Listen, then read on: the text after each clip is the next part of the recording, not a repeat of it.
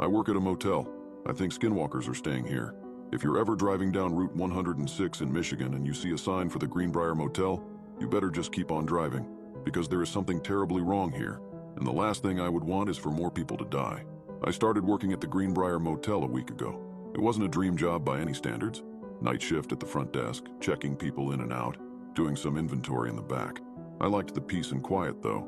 As a little rundown motel on a stretch of isolated highway in Michigan, it gave me a lot of time to read and play computer games on the clock. It also helped that the owner, Frank, didn't seem to care I was a high school dropout with a rap sheet. But on the very first day, I felt that something was terribly off. For one, there was the smell. When the wind shifted, the entire parking lot smelled like rotting meat. I ran to close the windows, but even then I could still smell it, seeping in through the HVAC system. The motel is surrounded by deep woods, so I figured maybe we were near the kill grounds of some animal. Or maybe it was just the endless roadkill of deer and possums on the highway. Either way, it was unsettling, and definitely not enjoyable. The other thing that struck me as odd were the guests' rooms. Some of them didn't have windows, and it seemed like that was intentional. I could see the lines in the paint, the seams outlining where windows had once been. When I asked Frank, he told me that some of the guests asked for windowless rooms, that they were in high demand. He didn't elaborate, and honestly, I was a little scared to press him on it. Things went from strange to downright creepy, however, as soon as Frank left. As I got set up at my desk, a woman walked into the room. She was in her 40s maybe, with black hair and very pale skin. As soon as she stepped inside, she locked the door behind her. "Frank left, right?" she asked me. "Yeah," I replied. Who are you?" She introduced herself as Matilda.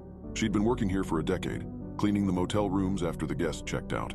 After a few minutes of small talk, she suddenly came up to the counter and lowered her voice. "I want to make sure you're safe around here," she said, glancing back towards the door nervously. "So I need you to listen to me, okay?" My heart dropped. Okay? Whatever you do, don't ask questions. Just check people in, check them out, and mind your own business. And then, you'll be fine." My stomach did a little flip. Okay, so it was that kind of motel. Illegal business of multiple kinds, probably all being conducted under our dilapidated roof. What if the police come? Will I be arrested too?" She gave me a blank stare. "The police? Say they find evidence of illegal activity in one of the rooms. Will that get me in trouble? I already have shoplifting on my record and can't..." She shook her head. "Don't worry about the police. Just don't ask questions and don't make eye contact or look at their faces for too long." I swallowed. They don't want witnesses. They don't want me to be able to pick them out of a lineup, I thought. "Okay, I won't ask questions and I won't look at them for too long." "Got it." She smiled at me.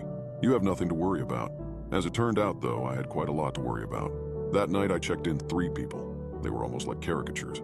A big, strong guy in sunglasses that looked like he'd stepped right out of The Godfather. A woman dressed to the 9S, wearing more makeup than a clown. A skinny young guy in a hoodie that smelled of something chemical and strange. But I listened to Matilda.